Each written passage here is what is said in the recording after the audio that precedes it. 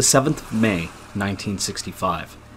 The SS Cedarville was approaching the Mackinac Bridge in heavy fog while sailing across Lake Huron. Sailing with the Bradley fleet, all aboard were not unfamiliar with the likelihood of tragedy on the lakes. Not 10 years prior, the Carl D. Bradley sank on Lake Michigan with only 2 of her crew surviving. But while the Carl D. had been lost due to poor maintenance and subpar steel, the Cedarville was in danger due to something else entirely.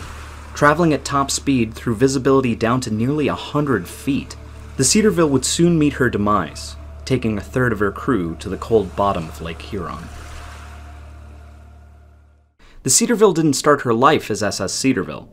Her hull was laid down in the Great Lakes Engineering Works in River Rouge, Michigan as hull number 255.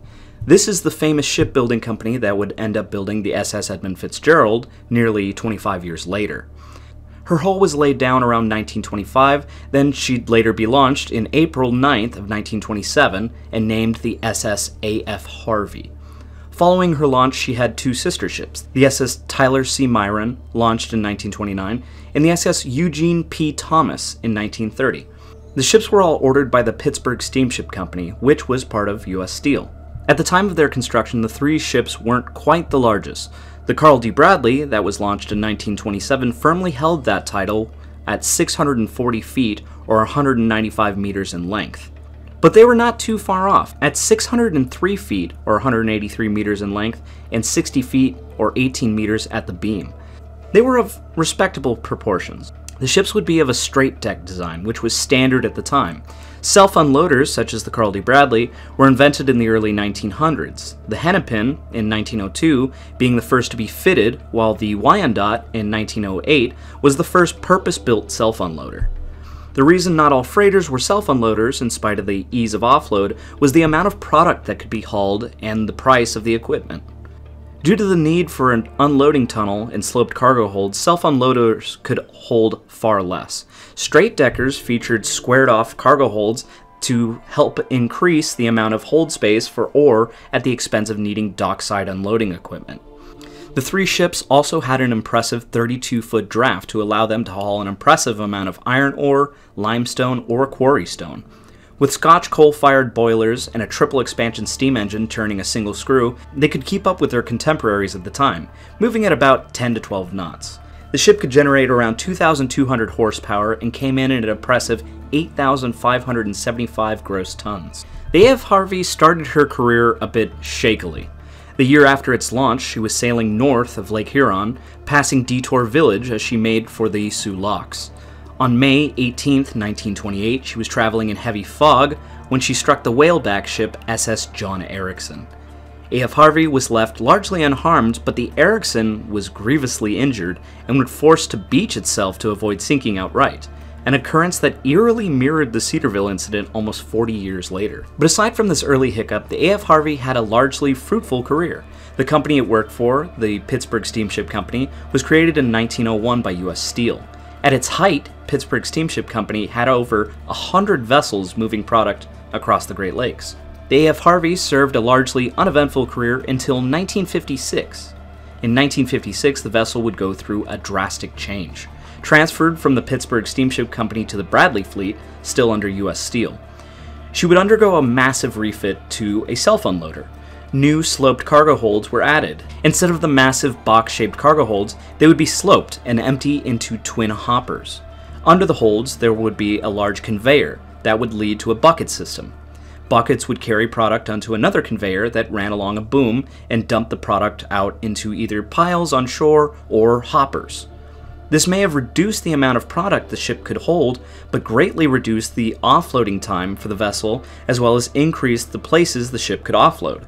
Instead of requiring gantry cranes or Hewlett unloaders, a ship could simply drive up close to shore or at any dock and drop a pile of ore, limestone, or coal anywhere. With the ship's new self-unloading gear came a new look and fittingly a new name. She would be renamed the SS Cedarville, after the town in Michigan by the same name.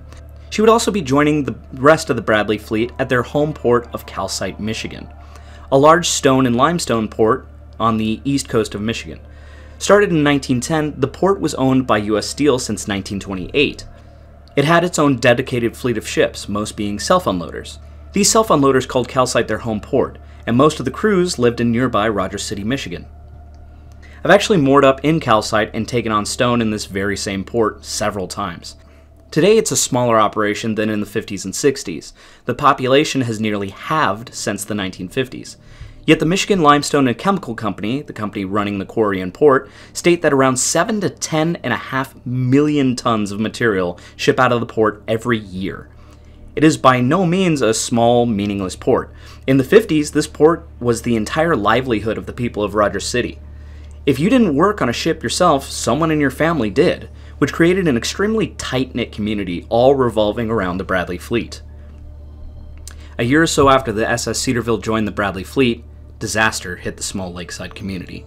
On November 18, 1958, the flagship of the Bradley fleet, the Carl D. Bradley, suddenly and unexpectedly sank on Lake Michigan. 33 of her 35-man crew perishing in the incident. The community was hit extremely hard. 23 of the dead lived in Rogers City. Overnight, 23 women were widowed, and 53 children lost their father. Many of those in the Bradley fleet were good friends with or served directly with those who had died. Several of the men on the Cedarville had previously worked aboard the Bradley. The loss of any ship is devastating, but to lose so many, all from one city, was shocking. The loss was great, but at the time it was blamed upon poor judgment on the part of the captain. The truth wouldn't be discovered until several decades later.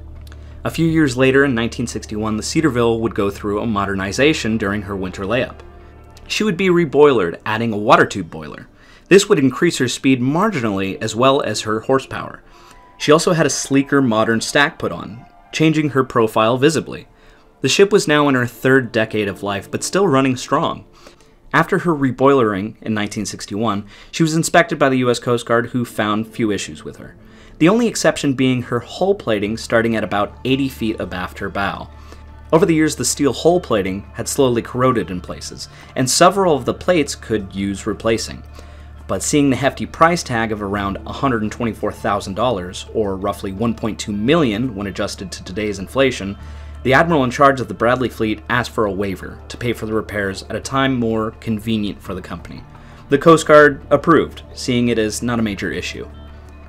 In October of 1964, the issue of hull integrity for the Cedarville was brought up once more.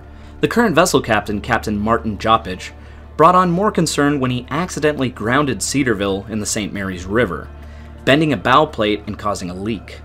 The issue was repaired, mostly during winter layup. The leak was now manageable and wouldn't burden the crew too much during their normal operations. The ballast tanks were pumped full and then emptied nearly daily anyways. The following March of 1965 would mark the fit-out and beginning of the Bradley's fleet's sailing season.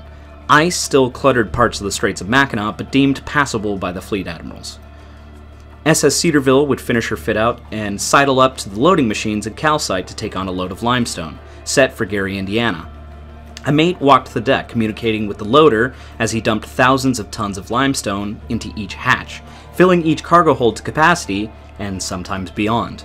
Oftentimes limestone piled up and spilled over the coamings onto the deck, needing to be shoveled into the holds by hand later. But that was a job for when the ship got underway.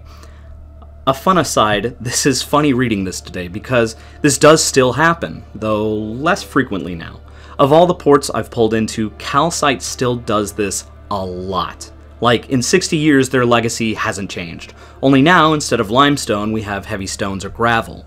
Also, these days we can't get underway with the stone piled up on the deck and the hatch lids off. The lids need to be on the hatch and dogged down to get underway, meaning 1, 2, 3, or even 5 sailors need to stand there and shovel a few tons of stone into the hold before getting underway.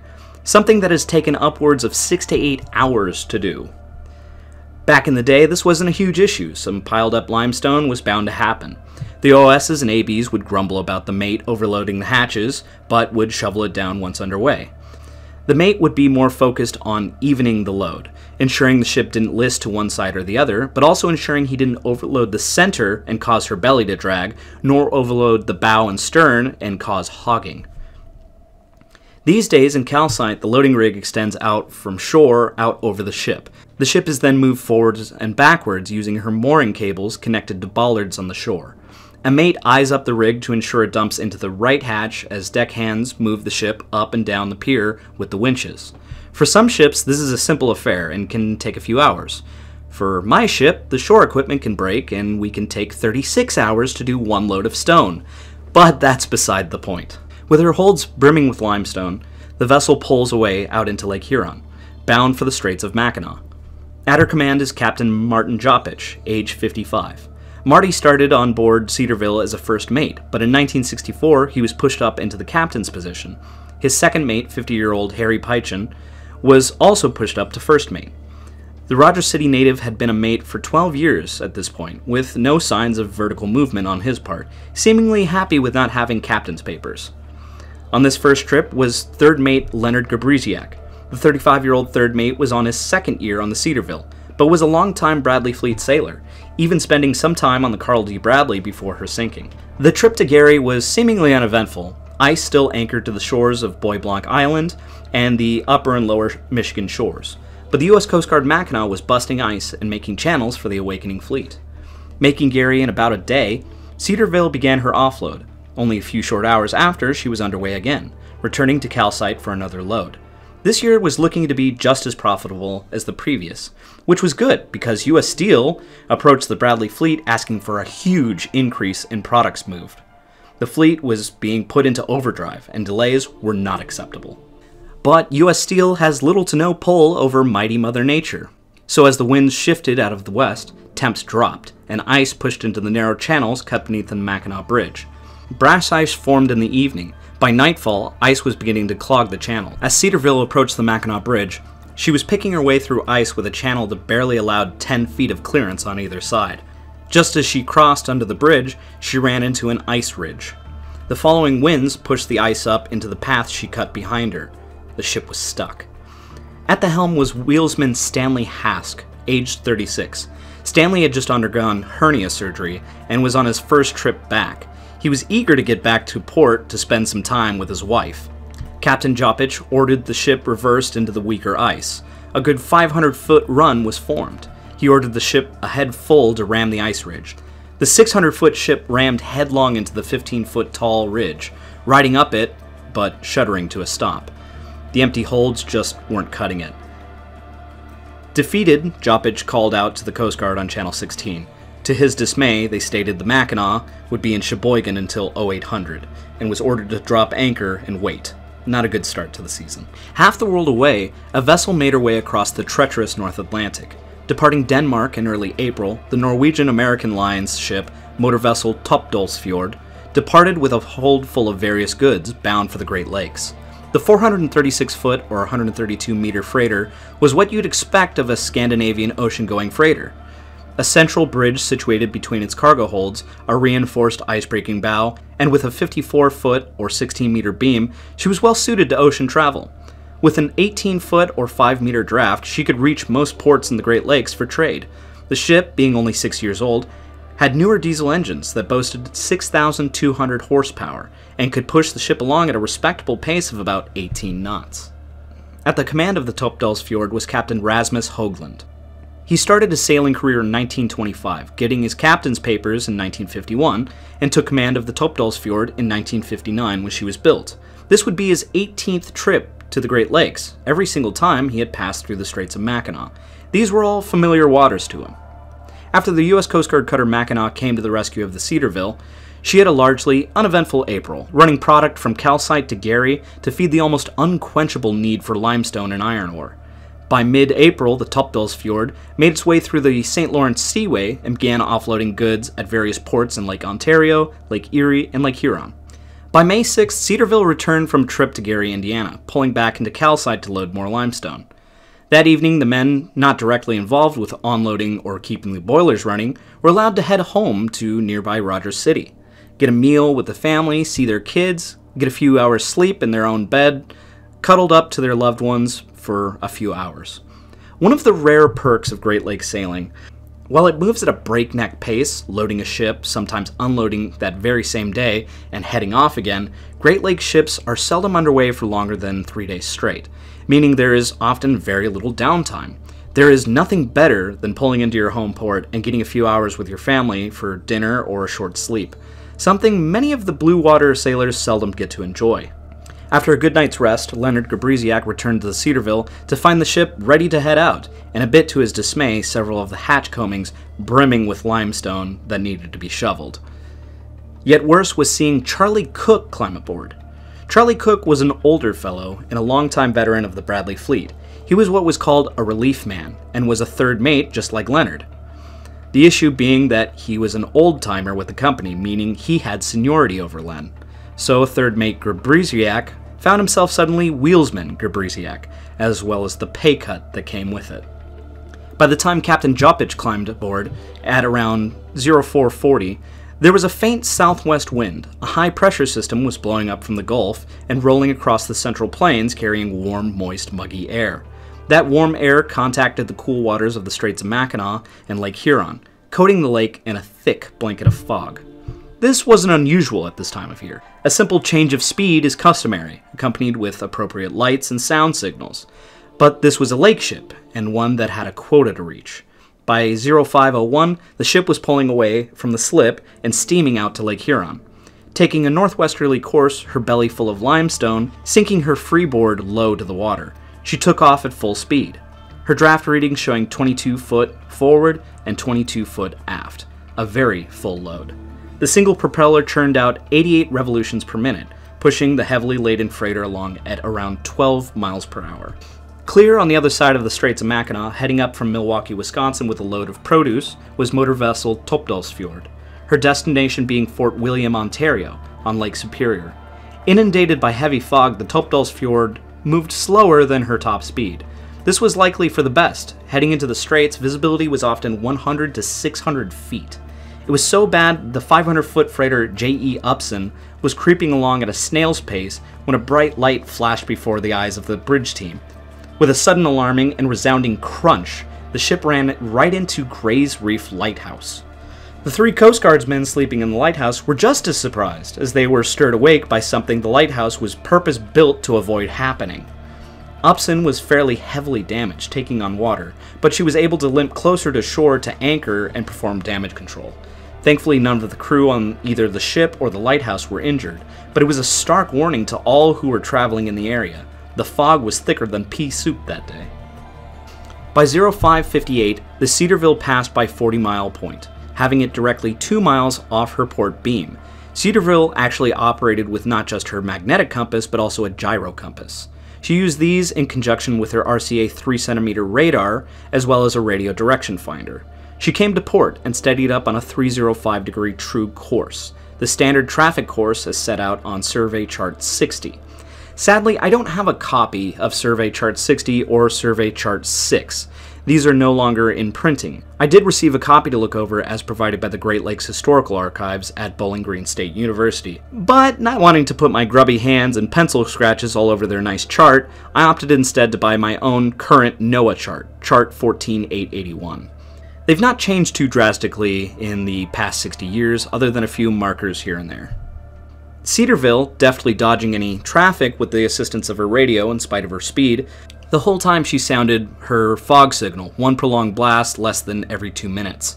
Though at this point, visibility was still out to a nautical mile. At 0748, Cedarville came to port once more, steering a 261 degrees true. She took a fix of Poe Reef Light radio beacon as well as radar range to shore. At 0812, the Cedarville took Poe Reef Light directly off her starboard beam, at about half-mile distant. By now, they couldn't see it visually, their fix was using radar. They adjusted course to starboard to a 285 degrees true. There exists two main channels on the eastern side of the Mackinac Bridge, a channel between Mackinac Island and Round Island, and the southern channel, which is a larger channel and between Bois Blanc Island and the mainland. Cedarville had now passed into the larger yet more trafficked southern channel. Soon thereafter, at 0842, Cedarville passed the Sheboygan traffic lighted bell buoy close to her port beam. She turned yet further to starboard and assumed a 302 degree true course. It was noted in the engineering logbook that the shaft RPMs changed from 88 RPM to 84. This seems like it may be a reduction in speed by the officer of the watch, perhaps to compensate for the ever-reducing visibility, or perhaps for entering a high-trafficked area. But unfortunately, it was not. It actually wasn't caused by the actions of anyone on the ship, but due to the shallower depths of the water Cedarville was traveling through. This is caused by the displacement of the vessel. The water forced away from the hull of the ship acts against the shallower bottom, increasing the water pressure on the hull and thus the propellers, making it work slightly harder. It's a minute change, but still noticeable. After this, Cedarville went from making 12.3 miles per hour to making 11.7. After making this last turn, Cedarville was on her final approach to the Mackinac Bridge, lined up with the Mackinac Bridge lighted bell buoy number 1. Captain Joppich would then make a securite call over Channel 16 and Channel 51, as he did when departing Calcite and entering the Southern Channel. A securite call is standard procedure for most vessels entering or leaving ports or high-trafficked areas. It's just a general notice to nearby mariners, letting them know where you are and where you're going. A mariner, while talking on Channel 16, will announce securite, securite, securite, followed by the name of the vessel and where you'll be transiting. It was good practice to do this, especially on such a foggy day, because shortly after doing so, the SS Cedarville was contacted by the SS Benson Ford. The 612-foot classic straight-deck Laker was transiting southbound after passing beneath the Mackinac Bridge. The vessels spoke with one another via radio telephone, before agreeing upon a port-to-port passing. Cedarville adjusted her course to the right, to a 305 degrees true to facilitate this. Captain Joppich stated in his testimony that at this point he reduced his speed, but the engineering logs would show that no such reduction was made. The helmsman, Leonard Gabriziak, also said he received no such command. Benson Ford passed port of Cedarville at just a half a mile. They never visually saw one another. A fun aside, SS Benson Ford was built in 1924 and operated until she was scrapped in 1981. But you can actually still see her forward section, including her pilot house today. It was cut off and placed on Put-in-Bay Island on Lake Erie in Ohio. It's now someone's house, complete with 2-car garage underneath. I'm just saying, hell yes, I would live in the forward section of an old Laker. That sounds awesome. But I digress. As this was occurring, the Topdalsfjord was passing under the Mackinac Bridge at the end of a train of vessels. Unfortunately, the NTSB report doesn't give me exact positions for the Topdalsfjord as it does for the Cedarville, so I can't accurately plot its course like I have with the Cedarville. But we do have bearings and speeds. We also know the Topdalsfjord was navigating via a Deca radar and gyro compass. After passing Gary's Reef Passage, she was traveling full speed, 118 RPMs, or about 17 miles per hour. Again, this is the Great Lakes. For some reason they use mile per hour instead of knots. Don't get mad at me, I think it's dumb too. After passing abreast of St. Helena's Island, Captain Hoagland assumed the con and reduced speed, sometimes even stopping. The fog was thick, and this was a very highly trafficked area. He assigned lookouts to the bow and energized his sound signals. The visibility was so poor that as they crept along, the lookouts reported spotting a large 500-foot vessel only when they were around 100 to 200 feet away. They relied heavily upon the radar to guide them through the spans of the bridge, diligently listening to the radio as well. On the other side of the bridge, Cedarville was not proceeding so cautiously, still barreling ahead at near full speed. After passing the Benson Ford, the Cedarville was greeted by another radar contact. This was the German-flagged freighter Weisenberg. Weisenberg had previously departed Muskegon, Michigan, and was bound for Cleveland. After this, she'd head to her home port of Hamburg, Germany. This would end her 56th transatlantic voyage. At command was a shrewd and experienced captain, Captain Werner Otto May. Captain May didn't know it yet, but today he'd be playing a vital role in saving numerous lives. Calling over 16, he made Cedarville aware that he'd be taking the Southern Channel, agreeing to pass her port to port. Agreeing to this, Cedarville altered her course further yet starboard to a 310 degree true. Additionally, Captain Joppich professed that he reduced his speed. Once more, logs and testimony do not corroborate his claims. At around 0938, motor vessel Weisenberg passed under the Mackinac Bridge.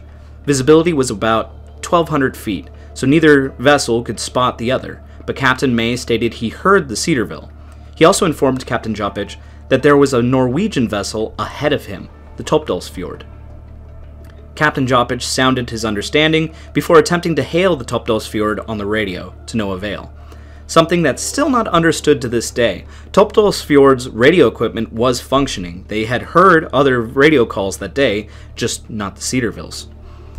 At this time, Topdalsfjord had passed under the bridge ahead of the Weisenberg. She also sounded 2 security calls over 16 and 51, but received no responses. Captain Hoagland decided against taking the Round Island passage due to the fog and tight quarters. He came right to a 108-degree course. By now, his lookouts could hear sound signals everywhere. She heard the sound signals of a vessel underway about 20 degrees starboard of her bow, as well as one 60 degrees off her bow.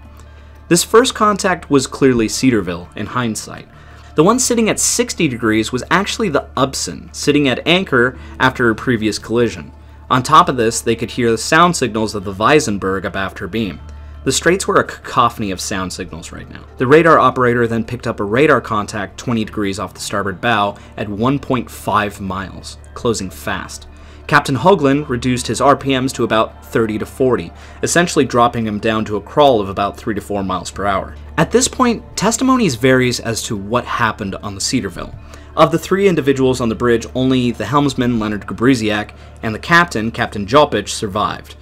But as was shown later, Captain Jopic's testimony was shown to have several proven falsehoods. According to Mr. Gabriziak, as the vessels converged, the ship was finally reduced to half speed, about 50 RPMs, though a fully loaded freighter tends to take a while to slow down. The captain then chose to open to starboard, turning to a 325-degree true course. The third mate, glued to the radar screen, reported that the bearing of the approaching Topdalsfjord wasn't appreciably changing, but the distance was decreasing. This is something mariners refer to as CBDR, or constant bearing decreasing range. This is a textbook sign that a risk of collision exists, at which point a prudent mariner would reduce speed to bear steerage way, take all way off or back down, while also possibly making a dramatic course change to starboard away from the approaching vessel. Any combination of these things would help, but the worst possible thing one can do is make small adjustments to speed and heading, something another vessel would struggle to see over a radar display. Fog signals were sounding as well as passing signals, until finally the white knife-like bow of the Topdalsfjord appeared out of the fog at around 100 feet distant and nearly perpendicular to the Cedarville's port beam.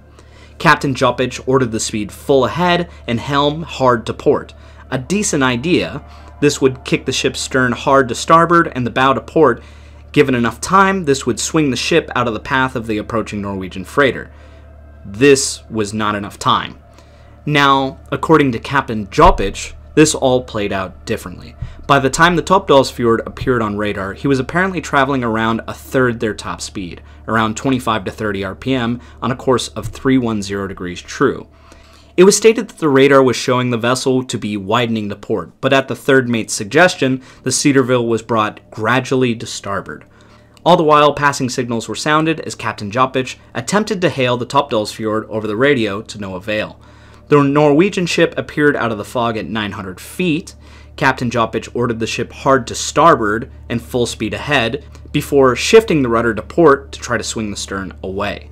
Either way it happened, one thing was true. The Topdalsfjord slammed bow first into the Cedarville at nearly a 90-degree angle at 0945. It struck right in the middle of hatch 7 at nearly the halfway point of the ship. Reinforced ice-breaking bow sinking into the midsection of the ship like an arrow into the heart of a beast.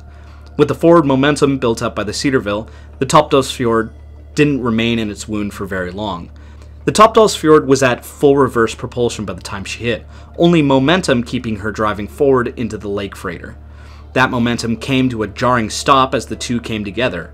Now it easily backed out of the ship it struck, water gushing into the wound the Norwegian freighter inflicted. Water flowed into the hull, put into hold 2 of the freighter. Immediately, Leonard leapt from the helm to hit the general emergency alarm. But it wasn't totally necessary. Most aboard the ship felt the jolt of the 2 freighters colliding. Captain Jopic called Mayday over Channel 16, stating their position was just 1 mile south-southeast of the northern span of the Mackinac Bridge. Captain May, on the Weisenberg, was unsurprised. On the German freighter, he was watching the 2 ships close in on one another, until the 2 contacts looked like one. Aboard the Topdalsfjord, the lifeboats were swung out as the damage was assessed. Despite her nose being buckled, the flooding was apparently stopped by the forward collision bulkhead. The ship looked in bad shape, but ultimately she'd survive and be able to limp her way to port, after, of course, Coast Guard personnel arrived. The Cedarville was not so lucky. Water poured into a gash in her side that pushed all the way to her second cargo hold. Water poured into the limestone and filtered down to the hoppers at the bottom of the hold. These hoppers that feed the belt below are not watertight. The tunnel below was neither compartmentalized. This meant water flowing into the hold would fill the conveyor tunnel that ran the entire length of the ship before flooding the other holds. Cedarville had been dealt a mortal blow. The deck crew scrambled to lower a collision mat over the side to plug the hole. Collision mats are heavy tarpaulin mats that can be lowered over the side of a ship to cover a hole in the hull. The water pressure keeps the mat over the hull and slows or stops the inflow of water. But this hole was far too large. The mat was simply sucked into the hull. Over the radio, Captain Joppich called the Weisenberg, the ship only about a mile away and waiting. But instead of asking for help, Captain Joppich simply asked for the name of the freighter that hit him. When Captain May asked if Joppich needed assistance, he declined, saying they were holding out. In response, Captain May ordered his lifeboat swung out to quickly provide aid to the Cedarville should they need it. Mr. Cook, the third mate, suggested they drop the anchor. Captain Joppich agreed, and so Leonard and Charles hastily went below to drop the anchor. By this time, Coast Guard Station Mackinac Island was responding, sending out a small boat. All of Group Sault Ste. Marie was aware. The U.S. Coast Guard cutter Mackinac had to cut short its Armed Forces Day activities to immediately get underway. Weisenberg continued to ask if Cedarville needed assistance, to which Captain Joppich declined. First Mate Harry Pychin had accurately surmised that the hole could not be patched, and the ship was irreversibly flooding. Within just 3 minutes, the Cedarville had lost a foot of her already near non-existent freeboard. Everyone seemed certain Cedarville would sink, with the exception of Captain Joppich, who seemed wholly unbothered, stating that the U.S. Coast Guard would arrive soon enough. Most of the crew, realizing the ship was lost, had simply ambled to the aft deck near the life rafts, standing about in life jackets and hard hats awaiting the order to abandon ship, which would surely be coming soon. The ship was noticeably lower in the water by 30 inches. The deck was listing noticeably to port, even with the engineers furiously pumping out the port ballast tanks. By now, the ship was listing 35 degrees to port. The engineering assistant asking the captain to counterballast and pump water into the starboard tanks, to which he agreed. This would work, but only for a short time. This is treating the symptoms, but not the disease. While it would prevent a capsizing by reducing the list, you're also removing what little reserve buoyancy the ship still had. It was only prolonging the inevitable. By the time the Topdalsfjord had assessed her own damage, with no injuries and no progressive flooding, she had seemingly come out of this more or less unscathed. Her forecastle was crumpled in, but she would survive. Her 2 lifeboats were ordered swung out and lowered to assist Cedarville as well. On Cedarville, Leonard Gabriziak rushed below to grab 3 life vests for the men on the bridge, but he was the only one to put one on. Finally realizing that his ship was doomed, Captain Joppich made the decision to beach his vessel to prevent it from sinking. He ordered the port anchor weighed and requested a course to a spot to beach from Third Mate Cook. Now is when Third Mate Charles Cook makes an inexplicable error. Here on the chart is where the Cedarville was struck at 0945. At 10:15, the Cedarville takes off at full speed on a course of 140 degrees true. She only makes it 2 miles before her eventual sinking. The shore in this direction is 5 miles. It's stated that they didn't want to go directly south for fear of striking the J.E. Upson, anchored somewhere down south. But allow me to draw a 2-mile circle around the anchor point.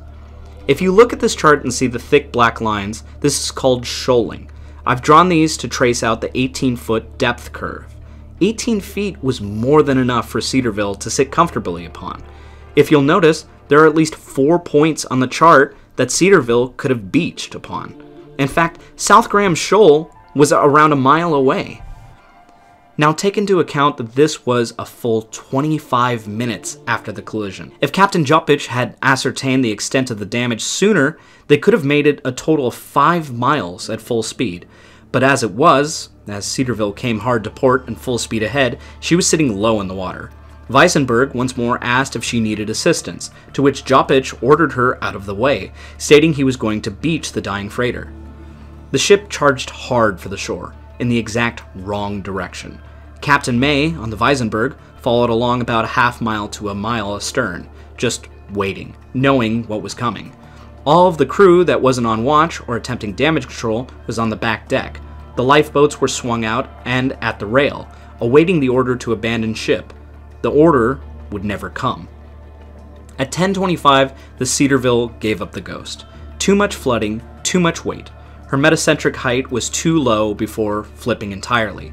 The ship assumed an even keel from counterflooding her starboard ballast tanks before quickly rolling over to starboard. In the bridge, only Leonard had his life vest on. Third mate Cook struggled to fasten his as Captain Joppich walked to the bridge wing with vest in hand and jumped off. Leonard looked back as he exited the bridge. He watched as Cook struggled to climb the inclined deck that only grew steeper by the second. Charles Cook was an older fellow. There was no hope of him escaping. Leonard jumped off the ship into the frigid Lake Huron water. Charles Cook went down with the ship, his reasoning for taking that course going with him. Though the men on the bridge received seconds to scramble off the ship into the water, the men in the engine room, or manning the pumps below, received no such courtesy. Captain Joppich never ordered an abandoned ship. I can only imagine the horrors and fear those men felt as they slowly felt the ship listing before suddenly rolling over. 3 engineers were still in the engine room when she rolled over, trying desperately to get the ship to shore.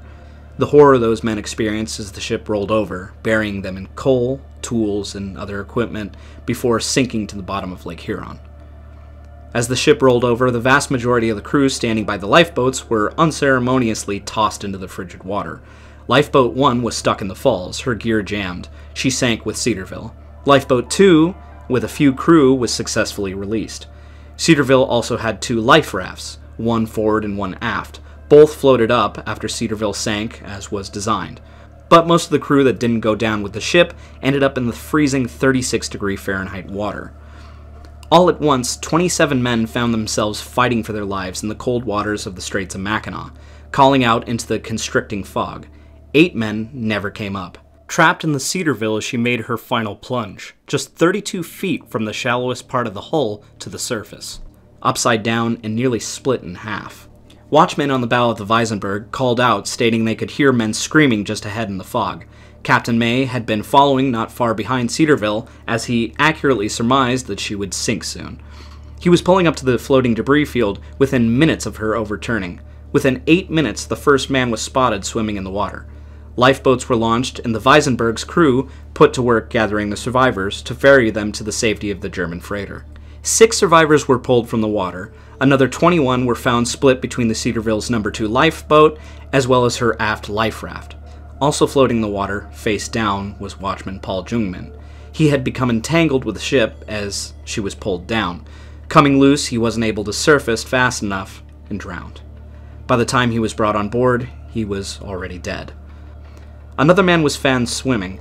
Wheelsman Stanley Hask was barely conscious when brought onto the ship. He, along with the rest of the crew, were given warm blankets and stimulants to warm him up, but he ended up dying about an hour later. Of the 35-man crew, 8 went down with the ship. 5 of those were found later during dives of the wreck, but 3 were simply never found. 2 were saved from the water, but didn't make it. In total, 10 were lost in the accident. Several Coast Guard assets arrived on scene shortly afterwards. The 40-foot utility boat Coast Guard 40527 departed Coast Guard Station Mackinac Island just 10 minutes after the collision. Being just 5 miles from the collision, she arrived on scene just 5 minutes after she sank. She was then joined by 36-foot motor lifeboat Coast Guard 36499, but all that yielded from the search was the empty forward life raft. Weisenberg saved all the survivors that were able to be saved that day. Soon after, the U.S. Coast Guard cutter Mackinac arrived on scene and assumed the role of on-scene commander for the search efforts. Having sailed 18 miles, they arrived at 12:48, pulling up next to the Weisenberg and offloading all 25 survivors, as well as the bodies of the 2 that didn't make it. Searches continued for several days, as aircraft from Air Station Traverse City and the cutters Naugatuck and Sundew joined in the search.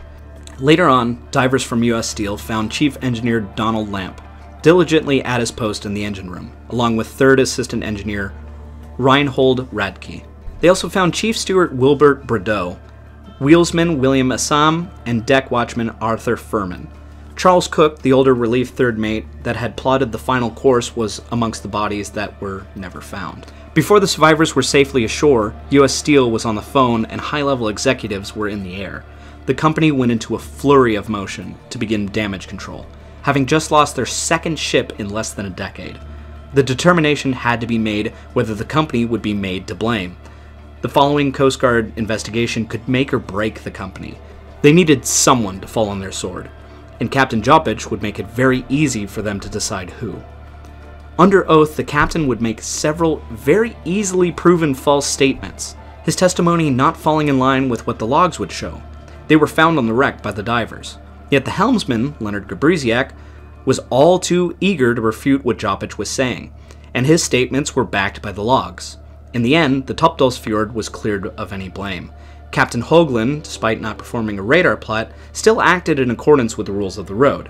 Captain Joppich failed to maintain a radar plot, failed to follow established track lines, failed to reduce speed in an area of restricted visibility, failed to determine the actual state of his ship after a collision, and failed to appropriately signal an abandoned ship in a timely manner. This all culminating in his suspension and restriction. He'd never sail as a captain again. Meanwhile, in all of this, the Weisenberg, Captain Werner Otto May, and his entire crew were heartily commended for their actions. Had it not been for them, far more may have died.